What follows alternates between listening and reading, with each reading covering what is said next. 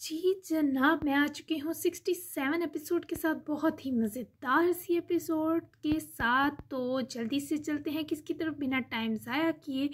तो let's start. आपने dinner नहीं किया ना मलिंगा? उठे, आपके लिए डिनर लाई हूँ। जब से अयाद वापस कर आया था, रूम में बनता हमीन ने ही माया के साथ मावल को भी उसकी उदासी का बताया कि वो अपने बाबा के सबब अपसेट है। तो मावल ने माया से ट्रे सजवाई और रूम में ले आई। मुझे भूख नहीं मावल, सोने दो। वो सीधा लेटा था, मगर बेजारियत से जवाब देने के बाद मुंह पर तकिया खींचकर दबा गया। मावल के दिल को धक्का सा लगा। वो भले खुद जितना उदास करती उसे, लेकिन किसी और सबब अयाद की अफसुर्दगी किसी सूरत बर्दाश्त ना हुई। दोनों के पूरे रूम में बहुत से फूल सजे थे और बड़ा सा सफ़ेद भालू भी दाएं दीवार के साथ बैठा था, जिसे मावल ने शाम जागने से अब तक खुद से लिपटा रखा था, क्योंकि यह अयाद की तरफ से उसका गिफ्ट था। यहाँ तक कि अपने रूम की डेकोरेशन बाबा और दादू को भी वीडियो कॉल पर दिखाई, जिनके दिल मावल की चहको खुशी पर मजीद हर गम से आज़ाद हुए पंखी मानित हो गए। लेकिन जिसने मावल के लिए ये सब किया, उसको थैंक यू तो रह गया। अब वो उसकी उदासी देखकर हिजन में डूबी हुई थी। मावल ने ट्रे मेज़ पर झुकते रखी और सीधे हुए अयाद के पास बैठे उसकी बाजुओं से तकिया छीना और उसके सीने झुककर लेटी वो तमाम तर उदासी की उसको दोनों बाजुओं में हिसार लेता मुस्कुराया। मावल की ठंडी हथेली अयाद की गर्दन से लगे सुकून पहुंचा रही थी, जबकि उसका चेहरा सीने से लगा राहत बख्श रहा था। मेरे होते हुए तकिया आपसे नहीं चिपक सकता। वो फौरी टांगे सीधी किए उसके बगल में फिट हुई, जो सारी टेंशन मावल के खिले फूल से चेहरे को देखे भूल गया। तुम्हें पसंद आया ये सब? गुलाब के फूलों की खुशबू से कमरा भरा था, ऊपर से माया ने सजावट भी कमाल की थी। मुझे लगा मैं फेरी टेल में आ गई। जब जागी तो मेरे पास डैडी मैटी था, इतना सॉफ्ट हूँ कि मेरा दिल किया ऐसे बेड बना लूँ। और मेरी चीची भी सारी बहुत फिट थी। आपको पता है, दादू और बाबा सदका उतार रहे थे मेरी खुशी का, पर नज़र आपको लग गई। आपके बाबा अच्छे हो जाएंगे, उदास ना हो। हमीन अंकल ने बताया कि उन्होंने हर्ट किया आप दोनों बहन भाइयों को, लेकिन अल्लाह ने चाहा तो वो बहुत अच्छे हो जाएंगे। आप तो बहुत स्ट्रांग है। मावल जैसी बहादुर को भीगी बिल्ली बना दिया था, याद करें। इस लम्हे जब वो खुद से भी बात करना ना चाहता था, ये लड़की आकर रग रग में सुकून भर गई। वो कुछ ना बोला और इसे पकड़कर अपने सीने लगा गया। वो भी इस पनाह में आसूदगी से सिमट गई। Yes I am strong. वो रूबरू हुआ तो उसकी उदासी मिट गई। तभी तो मावल ने जिद तर्क करते नरमी से उसे मजीद सुकून दिया। वो गुलाब की पंखड़ियों से लब उसके माथे पर रखे, फिर गाल पर, फिर होंठों के किनारे ले जाती दूर हुई तो उसका पूरा चेहरा खुद ही सुर्ख हो गया। अब उठें, थोड़ा सा खा लें। खीर के साथ मैंने और खाला ने चार गोश्त बनाया है, आपको बहुत पसंद है ना? मेरे लिए थोड़ा सा खा लें। वो करीब आकर दूर हो गई, पर वो राजी रहा। मावल अपने बिसात से बढ़कर कर गई थी कि उसके जिस्म में अब तक कपकपाहट थी। तभी तो वो फौरी से आज़ाद किए उठा भी, और मावल के मज़ीद एक बार कहने से पहले ही इसने खाना खाया और कंपनी को 2-3 बार नवाला। मावल के मुंह में भी डाला, जिसने पेट भरने के बावजूद मुंह में लेकर अयाद का दिल रखा। वो इसे खाना खाता देखे मुस्कुराई और ट्रे उठाकर मेज़ पर जाकर रखाई, जबकि इतना खाने के बाद वो कुछ चहलकदमी करना चाहता था। मेरे आने से पहले सो जाना, वरना शायद तुम्हारी मोहब्बत के आगे हार जाऊं। मेरी ज़िंदगी के इस कड़े वक्त जो मुझ पर बहुत भारी है, तुम मेरे पास हो तो ये इस बात का सबूत है मावल कि अल्लाह ने मुझे माफ़ कर दिया। हमेशा मेरे पास रहना, हमेशा। उसके मुलायम हाथ को मोहब्बत से चूमे। वरना जाने कैसा इसमें मोहब्बत फूंक गया कि ओझल होने के बाद उसकी गर्म जोश कुर्बत ने मावल को हिसारे रखा। वो खुद ही अपनी अनायत याद के सुरखरू हुई। वो लग ही बहुत प्यारे रहे थे कि मैं खुद को रोक ही ना सकी। ये याद तो बहुत अलग है अल्लाह जी, इनसे तो मुझे इश्क हो जाएगा। मेरी सारी खुशी आप मेरे मलिंगा को दे दें प्लीज़, वो उदास तक ना हो। मैं बहुत प्यार करती हूँ उनसे। वो बेड के किनारे बैठी मासूमियत से बड़बड़ाई, पर आह दरवाजे के पास खड़ा याद रूम रूम तक चैन पा गया। मावल की मोहब्बत की शिद्दत उसके रोंगटे खड़े कर गई, पर वो चला गया। ये इतराफ़ अकेले जीना चाहता था। वहीं माया भी धीरे धीरे खुद को कायल कर रही थी कि वो अपनी ज़िंदगी के तल्ख सच हमीन को बता सके। वो उसके बाल बना रहा था, हर रात बनाता। ब्रश फेरने के बाद उसके कंधों का मसाज करते, झुककर माया के खुले बालों की उठी खुशबू इनहेल की तो वो आगे बैठी ब्लश की। इसे बहुत आराम मिलता जब हमीन यूँ उसके कंधे दबाता। इसे पसंद था माया को हर तरह राहत देना। हमीन हाथ दें। वो ज़रा सा पीछे पलटी और हमीन का हाथ पकड़े हथेली चूमी, वहीं सर उसकी गोद में रखे लेटी तो हमीन की चाहत भरी निगाहें उसके रुखसारों में गुलाब उतार लाईं। क्या देख रही हैं? अब वो उसके चेहरे को छूता मसाज करने लगा, कभी गर्दन पर हाथ फेरता, कभी पलकों पर उंगलियों की पोरों का दबाव देता और फिर रुखसारों के मसल्स को प्रेस करता। यूं भी माया की थकन उतर जाती। देख रही हूँ कि मुझे अल्लाह ने वो सारी मोहब्बतें एक साथ अता कर दी जिनसे महरूम थी। मैं आपके इन हाथों के कुर्बान जाऊँ। मत थकाया करें खुद को, मैं बिगड़ती जा रही हूँ। से दोनों हाथ पकड़कर चूमते अपनी गर्दन के गिर्द जमाए। वो नमदीदा हुई, पर वो तो यूं सुकून महसूस करता। मैं राहत महसूस करता हूँ माया, आपका क्या जा रहा है और बिगड़ जाए। हमीन चौहान है ना आपके नखरे उठाने के लिए। इस मोहब्बत के गलबे पर वो बेख्तियार उठी और हमीन की तरफ रुख किया। इस वक्त वो दिल को मुट्ठी में भर लिया करती थी। कभी मुझसे दूर मत जाइएगा, मुझे आपकी बहुत बुरी आदत हो गई है। मैं कुछ बताना चाहती हूँ लेकिन अभी नहीं, हिम्मत चाहिए। क्या आप मुझे सुनने के बाद भी यूं ही प्यार करेंगे ना हमीन? उसकी आवाज़ नम थी, जैसे उसके दिल पर अब हमीन को सच ना बता पाने पर सिल दरी हो। मीन ने उसके रुखसारों को हथेलियों का हिसार दिया, प्यार से उसकी जबीं पर महरे उनसियत दर्ज की। आखिरी सांस तक करूँगा, मैं हमेशा आपको सुनने के लिए तैयार हूँ। मेरे मामले में आप खुलकर गरूर किया करें प्रेग्नेंट लेडी। वो यूं करके हमेशा उसकी जान ले लेता था और माया लम्हा बलम्हा हमीन की उल्फत में डूबती जा रही थी। हमीन, आप मेरी ज़िंदगी की सबसे बड़ी खुशी हैं, मैं आपसे बहुत प्यार करती हूँ। अपनी बाजुओं का हार इसके गले में डालते ही रोते हुए लिपट गई, जबकि हमीन अब ये इजहारात सुनने का काफ़ी आदी हो चुका था। पूरी कुव्वत से इस नाजुक जान को अपनी जानदार हिसार में बेचकर उसकी मासूम मुकद्दस और जानलेवा मोहब्बत वसूल कर ली। वहीं जब तक याद लौटा, मावल सच में सो चुकी थी। तभी उसके पहलू में आ बसते इसने मावल को अपने सीने में भर लिया। इतना सुकून मिला कि दिल का जख्म मुंदमिल होता महसूस हुआ। वहीं जिमल और जहांगीर के बीच सारी रात बातें हुई। वो जहांगीर की सुनकर गमज़दा हुआ, पर यार को परेशान करने के बजाय उसकी दिलजोई की और यकीन दिलाया कि वो इसे समन देकर ही अब इस दहलीज से जाएगा। खुद मारिया साहिबा मुतमईन थी कि दोनों यार साथ हैं तो गम बांट लिया होगा। एक और रात बीत गई। मेलबर्न में नई सुबह तलू हो चुकी थी। यहाँ भी आकिब की यही रूटीन थी कि वो उठते ही जिम चला गया। सारी रात दोबारा नीब को ना देखने गया, ना मज़ीद तंग किया। वो खुद ही 9 बजे तक जागी। सर में अब तक शदीद दर्द था। रात जाने कब रो रो कर थकने के बाद वो सो सकी थी। उठकर वाशरूम जाकर हाथ मुँह धोया। आंखों की सूजन दिल में तीर सी चुभी, पर खुद से नज़र मिलानी ज़्यादा देर मुमकिन ना हुई तो बेदिली से अपने ही अक्स से मुंह मोड़ गई। गहरे सांस खींचे, दिल पर हथेली मसली। आकिब का रात वाला रूप आंखों के सामने फिर आया। वो अब तक अपनी सांसों में मौजूद हरारत महसूस करके आदी हो रही थी। इस बार ये सजा न थी, फिर भी अनीब को पूर्व जख्मी कर रहा था उसका यूं छू लेना। जब खुद को वापस मजबूत कर लिया तब वो कमरे से निकली। अपना फ़ोन तलाशा ताकि जासिम अंकल को अपनी हैरियत बता सके। लाउंज में रखे मेज़ पर ही उसे अपना फ़ोन नजर आया, लेकिन इससे पहले वो झुक कर उठाती, वो न जाने कहाँ से सर पर आ रुकते पहले ही फ़ोन अपने हाथ में लिए अनीब की पहुँच से दूर कर गया। जिम वेस्ट और टाइट ट्राउज़र पहने नम नम हुलिया था, जैसे भी नहा कराया हो, और वेस्ट भी तकल्लुफ़ था क्योंकि उसके पैक्स और डोले तो ऊद ऊद कर बाहर झांक रहे थे। ऐसा फैशन भी अगले को पानी पानी कर दे। अनीब ने नज़रें इस पर से फ़ौरन हटाई, खुद को होश दिलाई।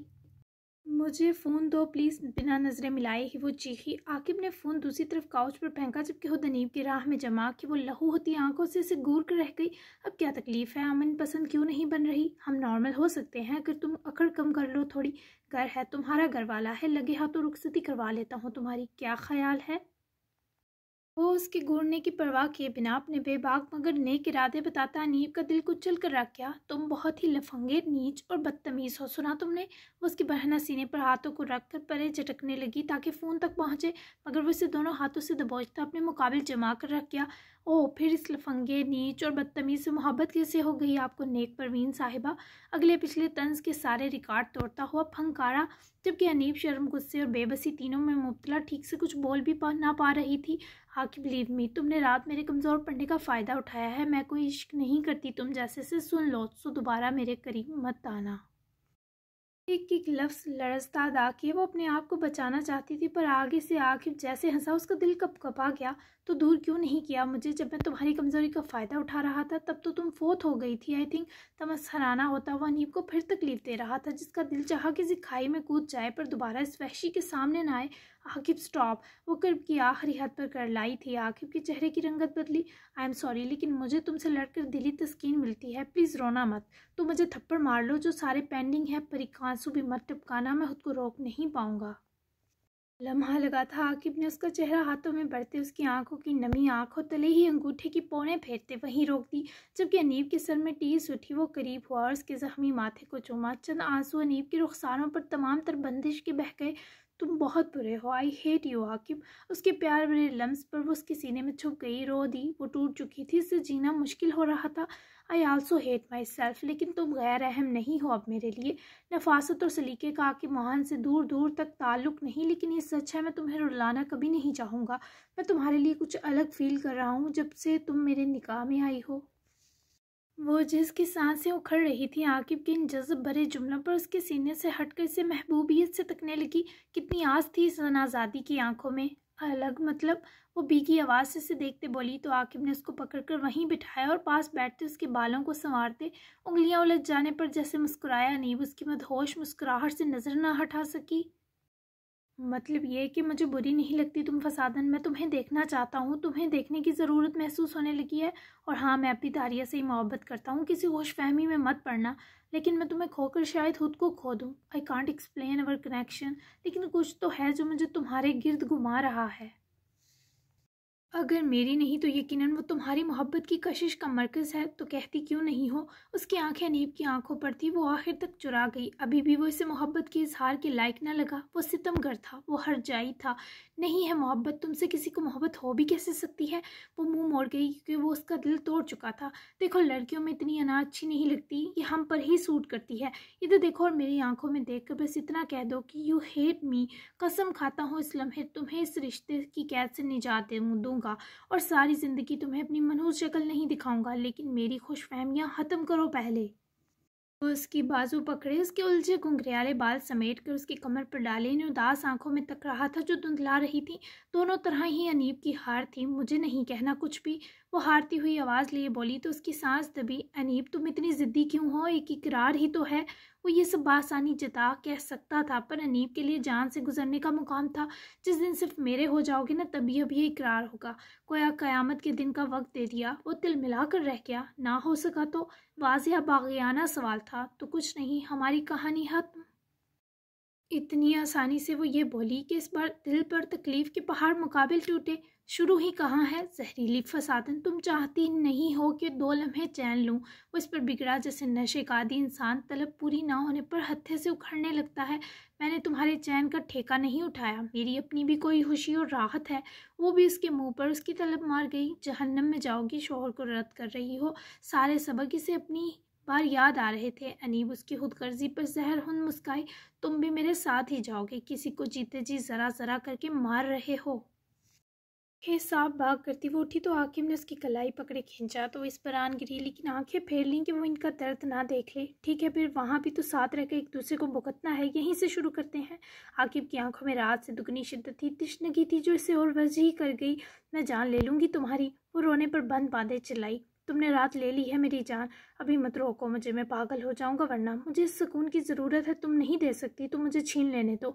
उसकी लबो लहजे की जनूनियत तो तलब पर वो कांप उठी, लेकिन आकिब ने उसकी किसी मज़ाहमत को अहमियत ना दी और चंद लम्हों में ही अनीब को भी सांस से बांटने में अपना तरफदार कर लिया। वो भी तो हकदार थी इस निशात की, सिताइश की, सासूदगी की। सो हथियार कुछ लम्हों के लिए फेंक डाले, पर अना ने फिर से वार किया तो उससे दूर झटक गई।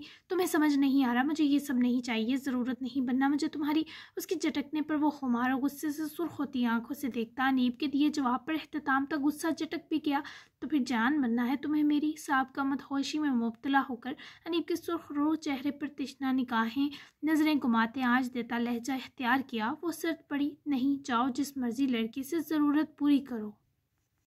नाराज़गी और हिचकिचाहट के गहरे बादल आंखों में लाए वो इस पर से उठने लगी, मगर वो इतराफ हिसार हाथ लपेट गया तो वापस झुक गई। ना बेगम, तुमने कहा था किसी लड़की के पास भटकने नहीं दूंगी, कायम रहो अपने कहे पर। अनीब, जहांगीर तो अपने कहे की बहुत पक्की है, अब मेरी ज़रूरत हो यह ख्वाहिश तुम्हें ही पूरा करना है। अब तक लहजे में गरूर लिए गंभीर हुए उसे रद्द किया, जो कितनी ही देर बस उसकी आंखें ही तकती गई।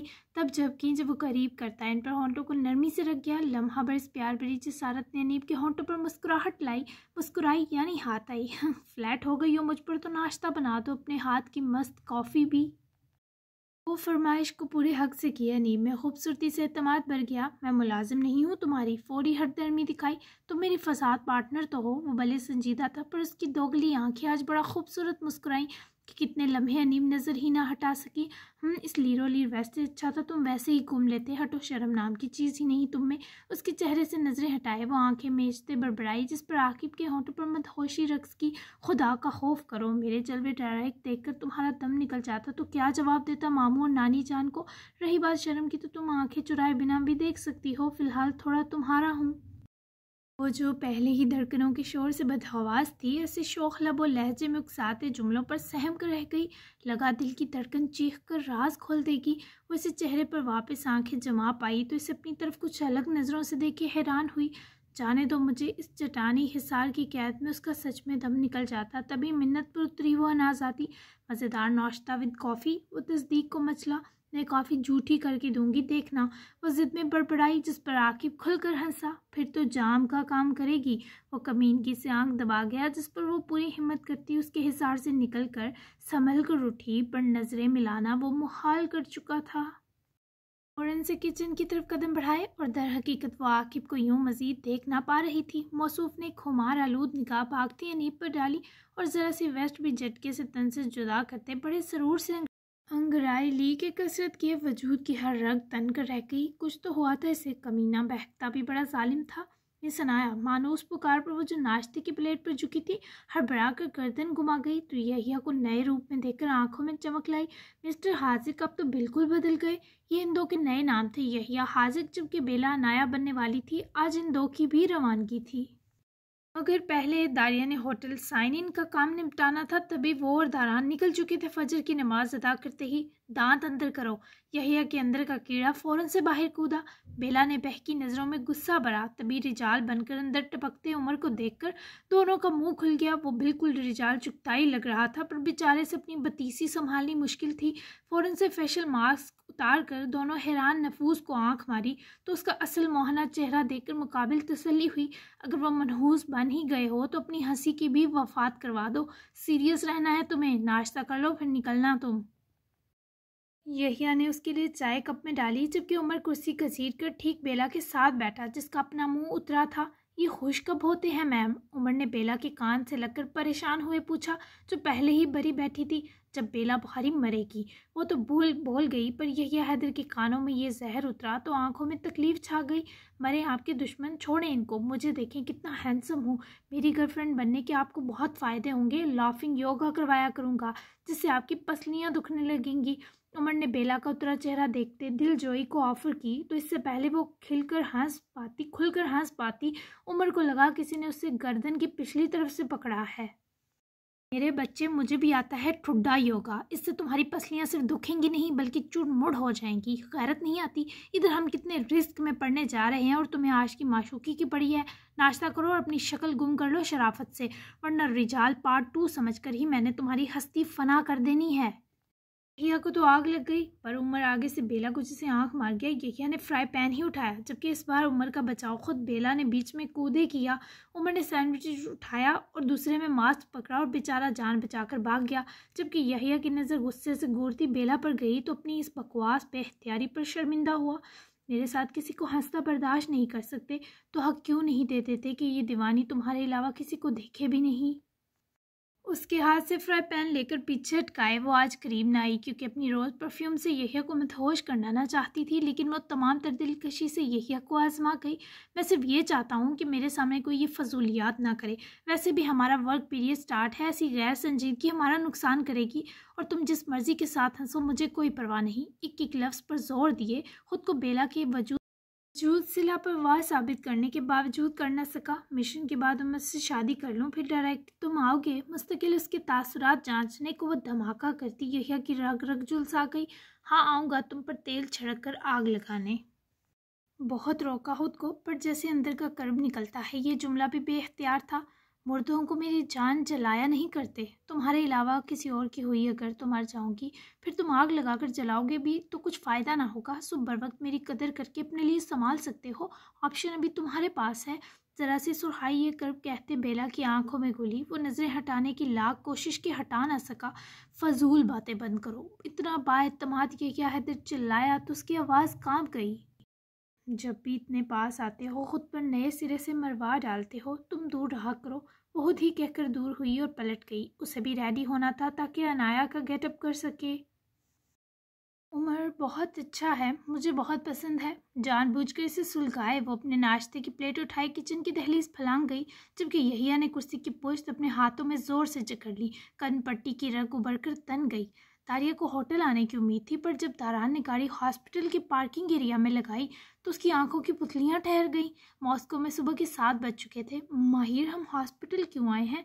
उसका हाथ थाम गई कि कहीं वो तो तकलीफ का शिकार नहीं। उसके सीने पर हाथ फेरे डरी आंखें दारान की ग्रेश ब्लू आंखों पर जमा गई। आई एम ओके, तुम्हारा चेकअप है, just a little bit pain होगा जब वो ब्लड लेंगे तुम्हारा, आ जाओ। पुरसकून अंदाज में कहे बाहर निकला तो दारिया के पैरों से जान से कि इसे पक्का शक हो चुका था। पर ब्लड टेस्ट क्यों? देखो मुझे कुछ नहीं हुआ। माहिर, होटल छोड़ दो मुझे प्लीज़। उसका हाथ पकड़े अंदर जाने से रोकती मछली तो दारान का शक गहरा हुआ। 10 बजे तक पहुंचा दूंगा और ये टेस्ट मेरी तसल्ली के लिए है। जब वो तुम्हारा ब्लड लेंगे मैं तुम्हारा हाथ पकड़ लूँगा, बिल्कुल दर्द नहीं होगा। उसके बाल सहलाए प्यार से पिचकारते यूँ लगा जैसे वो कोई छोटी बच्ची हो। दारिया को लगा उसका बांडा फूट जाएगा, तभी तो पीली पड़ रही थी। खैर मजाहमत करती तो दारान का शक बढ़ता। तभी चुपचाप अंदर गई और रात ही दारिया के सोते ही अपॉइंटमेंट ले चुका था।